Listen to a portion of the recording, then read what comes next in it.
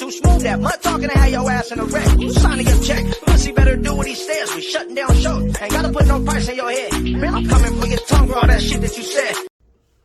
Gonna make the profiles boom, boom, boom, boom, boom, boom. What it is, I'm gonna tell you exactly what it is and what it ain't. What it ain't is added preservatives, bullshit, drama, cagada, mierda, fake stuff. What it is real life, real talk by a real one who's really been there on real yards within the California Department of Corrections and has really lived that life, so I can really say some real shit because I really did that. Yes, I really did. Anyways, in a menudo style and direct fashion, as you can tell by that thumbnail, we're gonna talk about, as the wind blows, a vato named Gremlin. Now, this is a very interesting individual, and not a lot of people know this guy. You know, he is not from the state of California. This vato is from the Green State up in the Pacific Northwest of Oregon, and he comes from a gang, an organization, a group that are very prominent in Oregon, and they are known as the Brood, the Crude Rude Brood. Now, this gang, this particular organization, this group was established in the 80s, and they were established as a bunch of street kids from downtown Portland, Oregon, that comprised a whole lot of different ethnicities. Now, the predominant ethnicity, of course, were whites, the Woods, but at the same time, they had Africanos, there were some Filipinos, there were some Chicanos. There's a little bit of everybody within this group, but prominently, it's known as a white gang. But sabes que, I see it for what it is, and it's crude, sabes que, it's rude, and they're the Brood, right? Now, for those of you that don't know, up there in the Pacific Northwest, there's a lot going on. The influence is heavy as far as California politics. You got norteños, you got sureños, you got perros, you got a little bit of everybody that are establishing in different states. Now, this has been going on for decades. This has been going on for years. People go and move to other places and they still got the gangbang mentality. You could take a vato out the hood, but you can't take the hood out the vato, right? So they start to establish.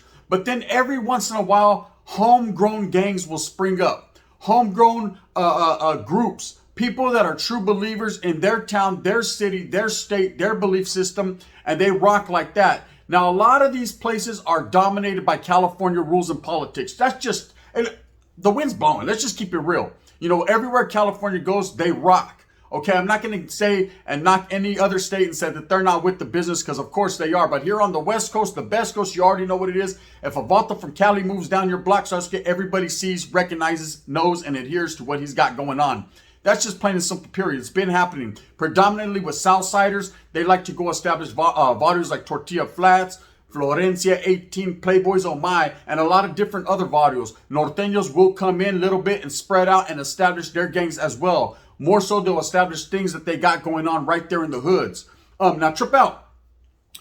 This gang, the Brood, was established in the late 80s, downtown Portland, Oregon. And it was a group comprised of a bunch of street kids that basically were downtown in the gutter, man. And when I talk about the gutter, I lived in Oregon once upon a time. I did time in the state of Oregon. I know what it is to be out there on them streets, man, to really see it for what it is. And it's grimy, just like any other state. They have a bad homeless population. They have a lot of fucking drugs are rampant over there in the state of Oregon. It's just an ugly situation. So these kids felt that for no other reason they should band together for self-protection, self-awareness, and just to be up to par. Now, of course, just like in any other group that's founded on a good light, bad seeds come into play and things start to happen. And they start to become established and well-known out there. But they weren't only about the respect. The Brood was about fear. Now, along comes this vato Gremlin, who's a very well-known character, a very well-known individual from this group segment, the Brood. I wouldn't necessarily say he's a leader within the group, but he's a very well-respected, loyal vato to this group.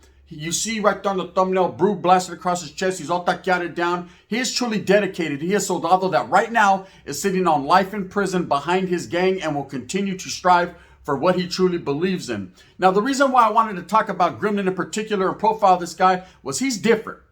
Okay, he strikes me as a different type of guy. Now, I've been around a lot of gang members. I myself rocked for several years, several decades as a very well-known, respected gang member within the city of Merced. Orale, don't get it twisted. 209 Central Valle. Those who know, you guys know, right? Those who don't, I don't care, right? Ask your dad, he does, right? It's all good in the hood.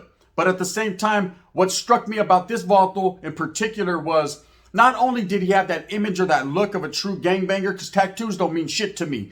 What he had was that vision. He had them eyes. If you look into his eyes, what do you see? You see a true, heartless gangster. Someone who would take your win without thinking twice. And I'm going to tell you a few stories that I know about this individual that were told to me by several members of his group. Yes, indeedy. I wrote graffiti on the bus.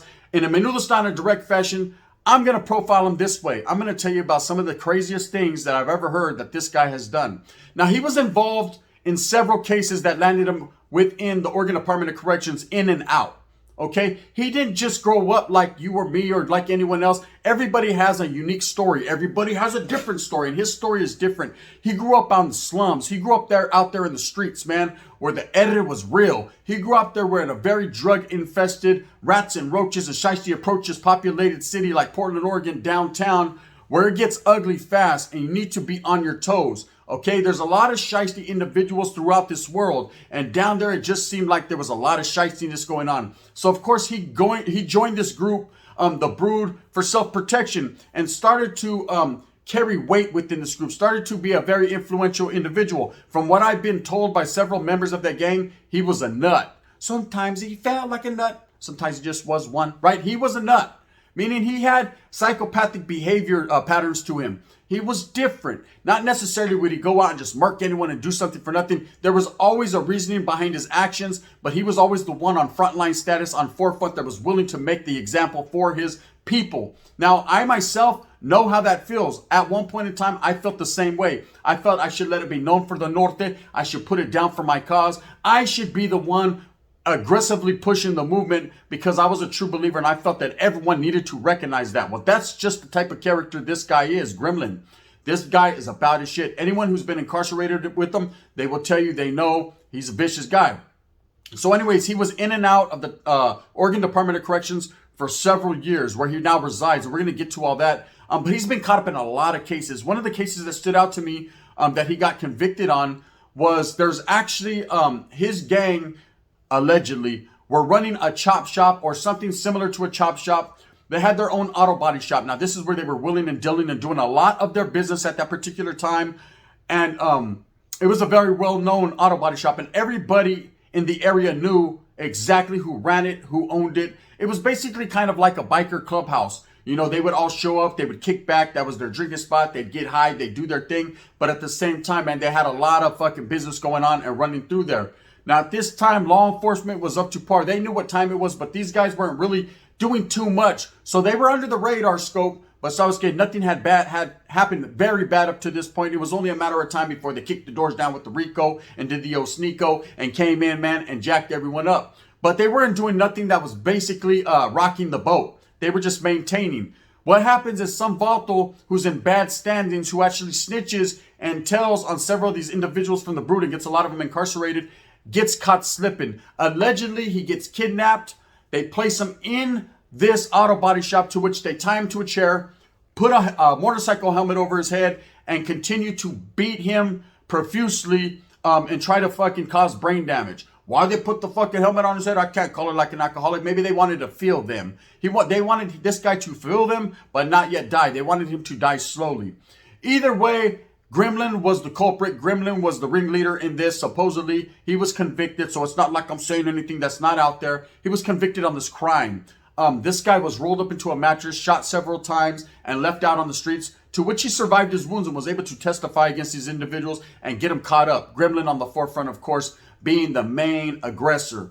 And this was just one of the things that he had done. This is where his name started to gain notoriety. This is where people started to look at him different, man, because this guy was doing some crazy, outlandish shit. So I was getting, in life, people do things at the benefit of the gang. They do things at the benefit of themselves or just to chase that bag. But this individual right here was just a little bit more aggressive than others. So what happens is he ends up getting caught up. Okay, he ends up getting caught up and he's sitting in Marion County Jail, which is in Salem, Oregon, which is the capital up there in Oregon. And he's sitting in the county jail and he's doing a little bit of time. He's looking at some prison time, but it is what it is. By this time, this Vato's name is well known. He's a highly aggressive individual out there in the streets. People know not to fuck with him. And he's a cool dude. You know, I got family members that actually ran with the Brood. I know people that actually ran with the Brood that tell me he was actually one of the coolest guys, soft-spoken guys that they met, but at the same time, he had those eyes that you knew not to cross. He will dot your I and cross your T with the quickness. So he was someone not to be fucked with in the streets, and everybody knew this. But of course, the people want to play with your emotions. So I said, so sometimes you have to play back. So what had happened was there was a youngster that was in there.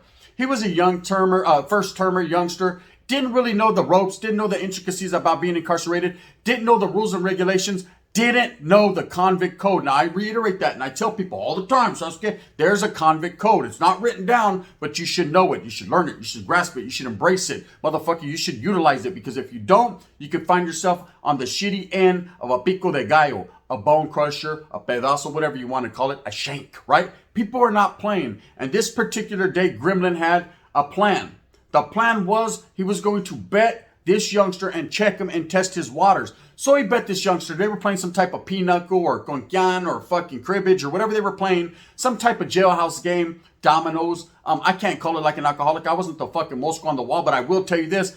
I know this for a fact, because this is actual and factual, told to me by several people. This is how it went down. They're sitting there in the county jail and they're doing what they're doing and they're betting. Just like any other county jail, you're bored. So what do? You start to gamble. But you don't have a lot to gamble with. A lot of people that are in county jail are coming in dope sick. They're coming in high. They ain't having a lot of money like that. You'll find the very rare individual that was out there balling, standing tall. But for the most part, most of those guys that were having paper like that are going to fight a Fed case. They're in the feds. So the local state county jails are usually a bunch of broke dick motherfuckers kicking back, sitting around playing pinochle. And that's just how it is. But anyways, this kid gets in there, and of course he wants to gamble, and he doesn't understand the type of character that he was dealing with when it comes to Gremlin. Okay, he didn't understand the type of characters he was dealing with when it comes to the group organization, the Brood, a very well-known organized group in the Oregon Department of Corrections, that are very recognized and very vicious. So this kid sits down with this guy and starts to gamble for coffee cakes, starts to gamble for desserts. Okay, of course, he loses a few desserts to a well-seasoned vet that could dance underwater and not get wet. And, Gremlin expects him to pay him. That is the convict code. That is righteousness. That is respect. If you lose to a man, you pay the man. If you burn the man, you're going to get burnt, right? So this kid decides that if for no other reason, the next night, he should eat his chocolate cake. Sasuke, it must have been good, right? I hope it was, because the next day, or that same night, he was going to find out that was going to be the last piece of chocolate cake he would ever consume. And Sasuke, it wasn't good enough.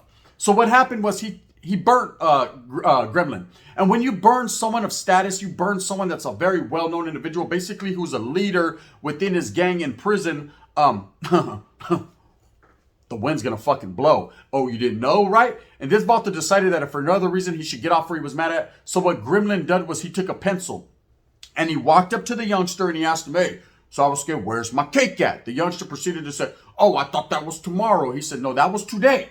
He said, well, I'll gladly give it to you tomorrow, double up. And he said, nah, I want my cake today. So what do you want me to do? Throw it up? It was at this exact moment Gremlin felt disrespected, even more so than getting burnt. And he stuck a motherfucking pencil through this guy's eye and it came out the side of his head. He literally fucking jammed that pencil and blew his whole eye out of his head and killed him on impact. The kid fell out. He was dead.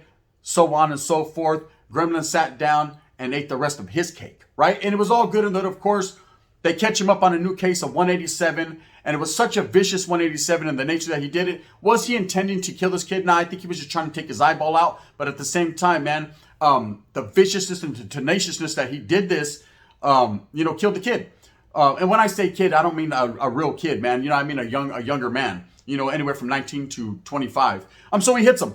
And of course, now he got another body under his belt. Now, this guy was very well known out there to be rumored to be involved in a lot of different things that I won't speak on. Quietly as it's kept, they're left where they should be. But at the same time, this was a murder that everybody see and, of course, everybody told. And he ended up catching the death penalty.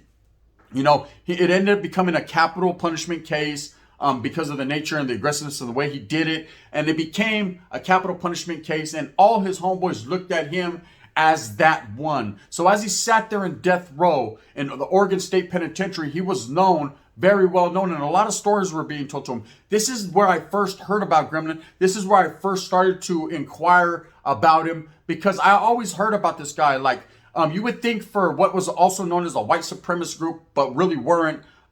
He had a lot of dark features. He looked like a Mexicano To what degree of Mexicano, I can't tell it, but I will say this, that he looked to me like a straight Chicano. He looked with his long hair like a norteño.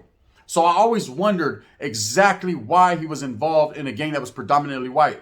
Come to find out, Sasuke, hey, that was none of my business. He does what he did and he did what he does. And that's just plain and simple, man. He was a true believer and actually, factually, was down for that cause. So he's sitting there on death row and he starts to fight his case just like anyone will. It's an automatic appeal process. And eventually, over time, he does get this case overturned to the point where he is now doing life without the possibility of parole. Now you ask yourself, so I was kidding, well, that ain't cool, right? It ain't cool, but it also is better than having to sit there and wonder if they're going to kill you, if they're going to strap you to some chair, or if they're going to put some needles inside of you. And that would be a sorry way of life. Imagine having to live knowing that they're going to kill you on this certain day, at this certain time, at this certain hour. It would freak me out. It would freak me. I think it would freak anyone out. The Vato's like, I don't care. Mira, that's it. I'm down, right? Yeah, but even the craziest maniac that's down for whatever, still in the back of his mind is thinking, damn, I'm going to die on April 18th. Exactly at 1 o'clock. Sasuke, they got me. Your time is ticking. It would be a sad existence of a life.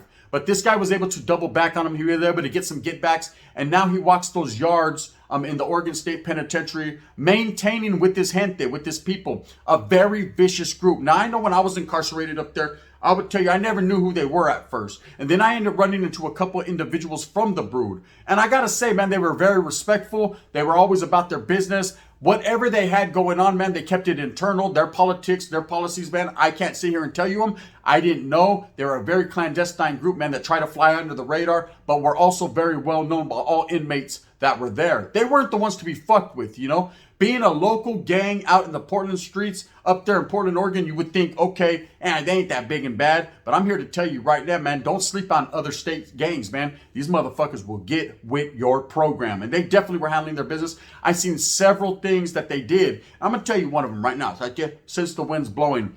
There was a vaulter there. There was these milk machines at this certain prison. And there was a vaulter there that kept getting up and getting more milk. You were able to get up in these fucking, from these tables. They fed you. There was no chow hall. You basically ate in the day room. They had several tables and this is where you ate. He would get up and go get milk, and sit down. And this guy liked to go and get it all the time. Well, one day he goes up there as there's a Brood member up there getting his milk. And this guy kind of spills his milk on the table and it kind of drips onto the Brood member's pants. And the Brood member, of course, just looks at him some type of way. Oh, you done fucked up, right, cuz? On 50-50, you done fucked up, right? So he's feeling some type of way. Of course, there's no issue. He doesn't say, hey, clean it up. He doesn't say nada. He goes back to his table. He proceeds to eat his winter chicken dinner. And it's all good in the hood. The next day, it wasn't. Okay, to what degree of wasn't, I ain't going to sit here and tell you. But let's just say the guy never spilled milk again. That's a fact, The other guy, Sasuke, where he's at nowadays, he's doing time. Indubitably. Inevitably, right? And this is just the type of characters they were. They all had a little bit of thug in them. I'm not going to sit here and say every member of the Brood is with that business because I don't know. But I know the ones that I have met, that I came into contact with, are most definitely with them actions. They're with the repercussions. They're with whatever you want it to be with, man. They are a very well-known group and they're very well respected. And I give them my utmost respect because I've seen them in action plenty of times and they've always been solid with me and always kept it cool with me. They never tripped on me because I was a norteño striving. They never tripped off none of that. All they used to say to me is, man, you do you and I'm going to do me, man. And it's all good in the hood. Boop, boop, boop, boop, boop. And that's how we proceeded. But Gremlin, man, a lost soul. Someone who was doing life without the possibility of parole because of a lot of the choices he made. But he's overlooked. People don't recognize his shine. They don't recognize his gangster. Now, I'm not sitting here trying to promote and say gangbanging. It is what it is, man. But people like this are the ones that I love to profile. People that are forgotten about. They're in the bushes. They're in the shadows. No one knows about them. Their stories are very intricate. There's a lot of details that go into the stories. You need to Google this guy because this guy is a real righteous individual that is sitting down doing time because he made a lot of bad choices in life. Maybe if he would have made a left turn when he made that right, he could have got some help. Maybe he didn't want the help.